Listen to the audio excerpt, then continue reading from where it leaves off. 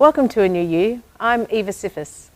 A study was taken in 2021 by the National Library of Medicine that found that 43% of the Australian population is affected in some way by neurological challenges.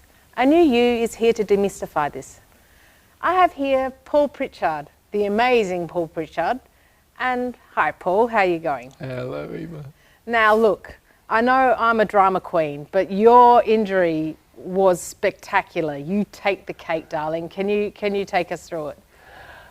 I can, but first of all, I think that I should say that you gave me these questions in advance because I have to rehearse everything because of my brain injury, including going down to the shops even. And so every day is like sitting an exam.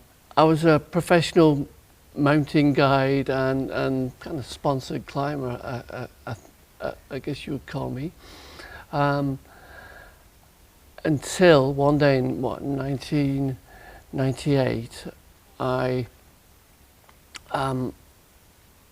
was on this incredible piece of rock in Tasmania called the Totem Pole, and there's just me and my partner down there, and this rock it's 65 metres high and only 4 metres wide and sticks straight out of the sea. And I was about a metre off the waves, and my partner, she was 30 metres up when the rope flicked a kind of flake of rock about the size of a laptop, and it fell 25 metres into my head.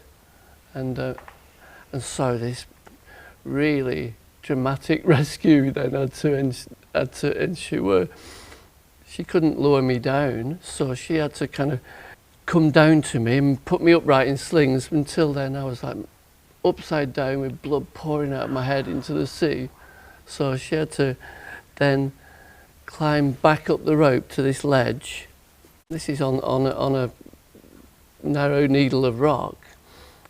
And then she had to haul me 30 metres, a bit like hauling a body up a block of flats onto the ledge, and then go and extricate herself off this totem pole and leave me alone. And it was in the days before mobile phones, and go and call a rescue. Wow. So that's kind of the nuts and bolts of my accident. I can imagine she's not built like He-Man, and hauling you that far, hand over hand, when you're a dead weight. You're literally a dead weight. I know.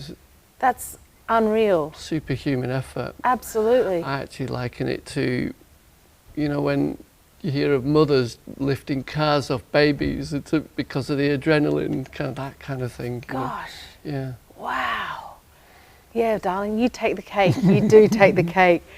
So give us a background to your climbing journey to that point. How did you end up finding yourself on the totem pole in Tasmania? I was rubbish at everything sport-wise and academic at school, and then one day a teacher showed me climbing, and I was like really good at it for the first time in my life, and so I never looked back. Within a year, I was kind of one of the top climbers in Britain. I'm from the UK, if you can't tell. After my accident, I then had to spend a year in hospital where I couldn't talk for much of that time, and it's called aphasia, expressive aphasia, isn't it? Yeah, and I have hemiplegia, which I still can't use my arm. So is that what hemiplegia means? What does hemiplegia mean? You might have heard of paraplegia, where you can't use your legs, or quadriplegia, where you can't use your arms and your legs. Well, it's like that, but that's all kind of peripheral broken back injuries or severed spine. But hemiplegia, I think it's always brain injury specific, so I was hitting the left hand side of my head, and it just completely wiped out movement in the right hand side of my body. And has that changed at all over the time, or have you experienced any improvement at all in 26 years? The exciting thing about a brain injury, if you can say that, is that you never stop recovering, do you? No. And so, I think it was about 15 years after my accident, I started to be able to dorsiflex my foot, so Which means? to raise my foot kind of in a tapping way, and that means that now I don't fall and break my nose as often as I do. Yeah. Your nose looks pretty good. Yeah. Wow. No, I agree with what you say about brain injury. Flipping your perspective is everything, and finding the point where you are actually excited about how your body recovers after this much time, it changes everything. It really does. I benefit so much from changing my perspective. How has that played out for you? Have you noticed that as well? I've had to, well, everybody does, doesn't it? But I've had to completely change my outlook on life. I liken it to kind of, I'm writing a new book now, and it seems like as soon as that day, it happened on a Friday the 13th, by the way, that day, that was my old life, and now I'm reborn, and I have to make the most of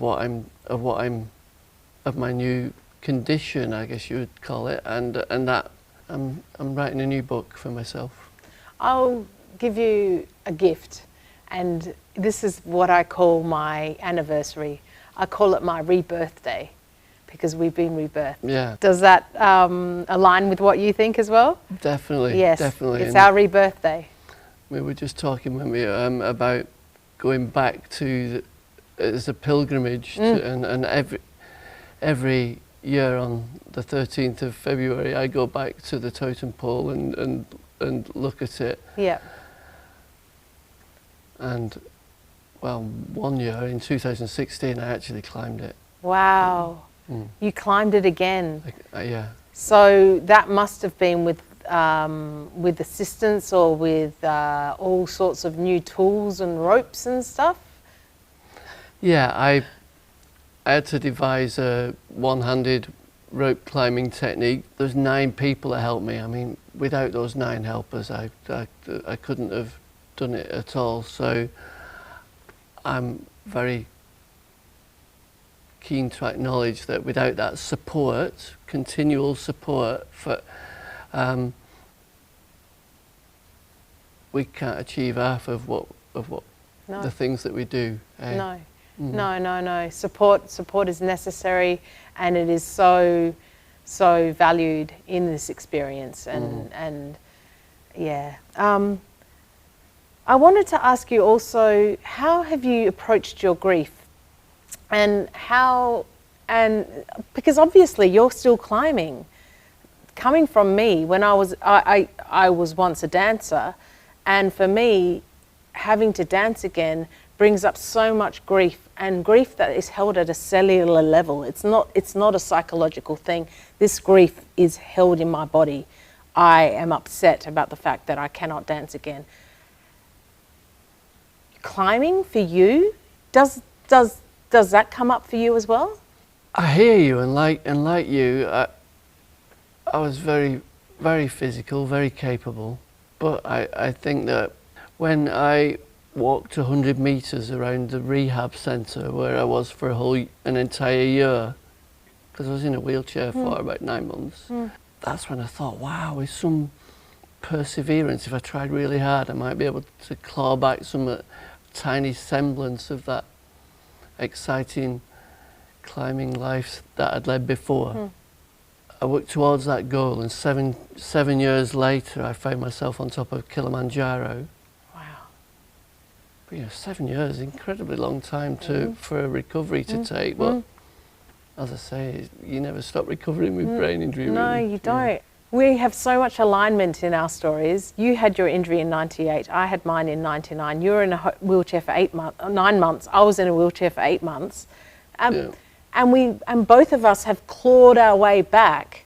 I think we've been motivated by what we came from, and that has helped us propel ourselves into the future. Thanks, Paul. It's been great talking to you again today. You're welcome, Eva. It's been great, yeah.